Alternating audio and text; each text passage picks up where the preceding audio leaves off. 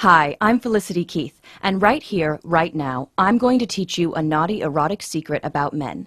Even the nicest, shyest, most innocent woman can use to get a man more turned on and desperate for you than he's ever been in his entire life.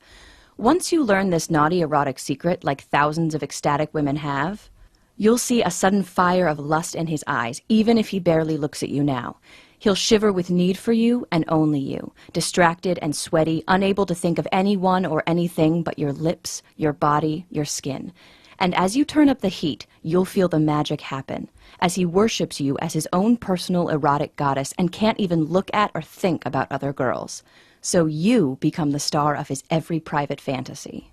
And so finally, even though this might sound unbelievable, it becomes too much and he can't resist anymore. He grabs you in his strong arms, he rips the buttons off your blouse with his teeth, loses all control, ravishes you like you're in a romance novel, and whispers how amazing you are as you make intense, astonishing, joyful love.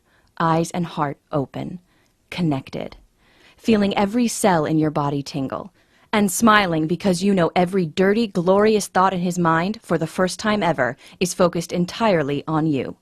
I know this sounds fantastic and hot and a little unbelievable right now, but I promise, woman to woman, even if you're shy, or if you're a good girl who feels the silent need to be just a little naughty, you're going to learn right now why the mind is the only erogenous zone on a man that matters, and how to make your man, or any man, desperate to be yours and only yours as long as you want him. Who the heck am I to make such an amazing promise? Like I said, my name is Felicity Keith, and no, I'm not a stripper or a sexpert or a nymphomaniac or anything like that. If you saw me at the supermarket, you'd just see a regular, 40-ish, slightly overweight single mom. But that's not what my boyfriend Kevin sees at all. When he looks at me, he sees his lover he could never live without. Even though just 18 months ago I thought we were doomed. That I was going to be heartbroken and alone again. Warning. What I'm about to tell you is a very personal story that might trigger some very intense emotions in you, and I'm only sharing it with you because I think you'll feel a pang of terrible recognition at what happened to me.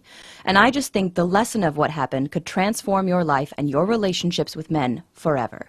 But only if you listen closely right now, before it's too late. "Talk dirty to me," he said on our 1-year anniversary. We were in bed, making love. I felt a rush of panic in my chest. Fear. "Tell me how you feel," he grunted again. And I felt my mouth go dry, my heart racing as I panicked and my mind went totally blank. What did he want me to say? What did he want me to do? Finally, awkwardly, I opened my mouth and whispered, "Your penis feels really good." Silence, like a tumbleweed rolling across a street in the Old West. He didn't ask again. He closed his eyes like he was concentrating, and I wondered what he was thinking of. I wondered where he went. But the worst part happened later that night. It was a little after 2 in the morning when I woke up and found the bed empty. I pulled on my robe and padded out to the living room, thinking he'd gone to get a drink of water or something. And then I heard a sound that sent a chill through my whole body. A female voice, moaning. My palms sweaty, I crept around the corner and saw him, the man I loved, Kevin, sitting at the computer naked, touching himself. We'd just made love a few hours before, but here he was masturbating and watching porn. I've always wondered why guys do that. Why would you need to watch porn when you've got a real woman right there?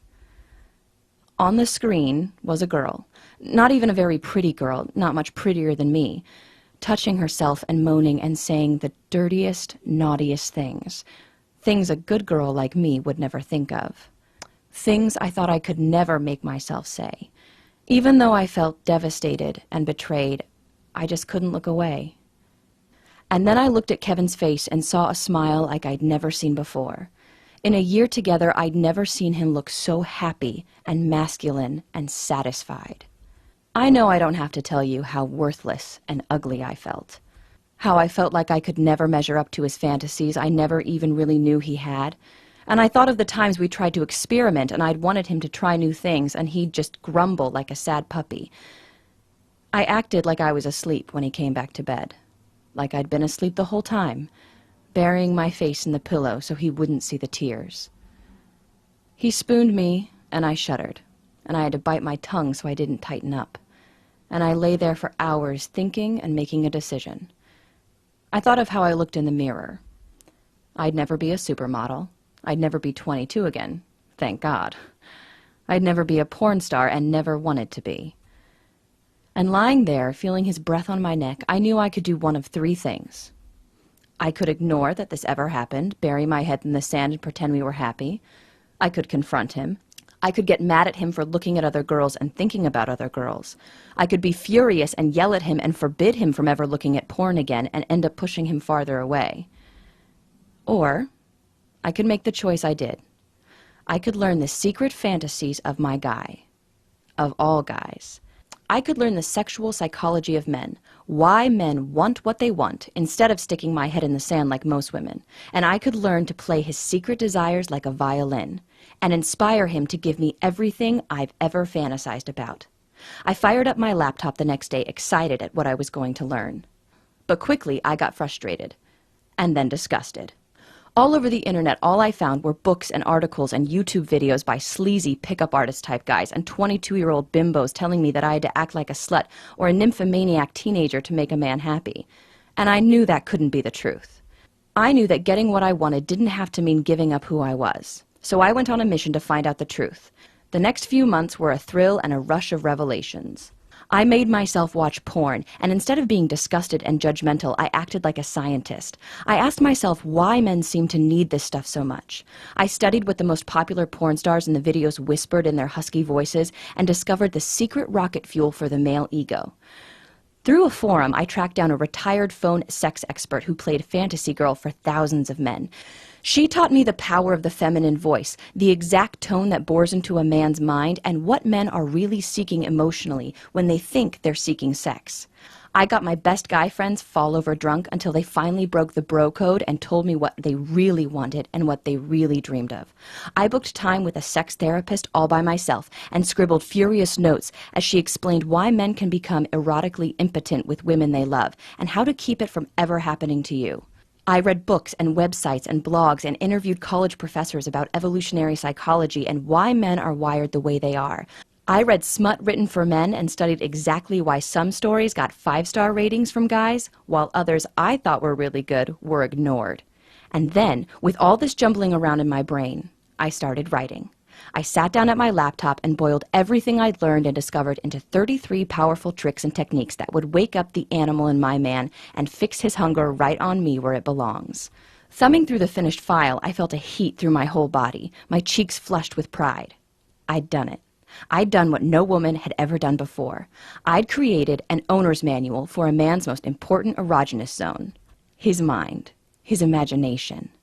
A few weeks later, Kevin and I were rolling around again, smiling, having fun. He didn't even ask me to talk dirty this time. I guess he didn't want to be disappointed again. He was on top of me, inside me, our faces just inches from each other. He closed his eyes, and I knew he was miles and miles away, getting what he craved from his fantasies because he thought I couldn't give it to him. I took a deep breath and felt terrified, like I was jumping off a bridge, but I said it. The lust mirror phrase I discovered, a little trick that forces a man out of his head and right back into the moment by reflecting his secret desires back at him.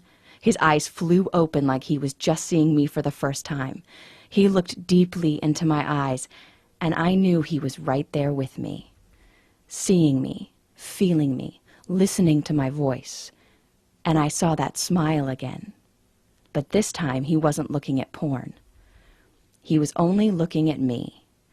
Over the next hour, I took control of his fantasies, whispered naughty words in his ear, stroked his ego, teased him, made him feel powerful and desired and strong and masculine. And in return, he opened up and gave me everything. He made dirty, amazing, wonderful love to me, touched me, whispered to me, asked me about my fantasies and fulfilled them, gave me intense pleasure again and again that lit every cell of my body on fire and left me flushed and exhausted and happy in a way I never thought I would feel. I bet you can feel right now how wonderful that was. We both couldn't stop giggling and laughing when we were done. We basked in the glow, feeling connected and silly and happy and horny and in love. He looked me in the eye and asked, "Where the hell did that come from?" I just smiled. And he curled up next to me and hugged me tight, and we slept and dreamed so soundly like that, twisted in the blankets until the alarm went off the next day. I told my best friend Michelle all about it at lunch. She was scandalized and excited. As we were paying the bill, she super casually said, "So, Felicity, did you learn anything I can use with Rob?" She said it with a laugh, twisting her wedding ring on her finger like an anxious tick. I wasn't sure at first. I'd worked so hard for so long. Was this really something I wanted to share? She's my best friend. How could I say no? At midnight, I got a text from her in all caps with a huge smiley emoticon saying, "Oh my God, your Pavlov's erection thing is genius and really works. He didn't know what hit him. Thank you." I guess Michelle couldn't keep a secret. Or maybe people could just see the glow. My sister Laura called me up and asked if I had a trick for her to try, just for fun. Laura was always single and was always complaining that guys pulled away after a couple dates. She said she used the cuddle hormone technique I created with a guy while sitting at dinner. She got to work the next day to find a huge bouquet of flowers and a note begging to take her out again. And then things got a little crazy. I achieved this weird cult status locally. Friends, family, 22-year-old girls to 70-year-old recent divorcees, to my mom, who I refused to talk about any of this stuff, started to use my techniques, and raved about how simple and easy and magical it was to make a man a monogamy addict this simple way, to take away all his distractions like you're suddenly the only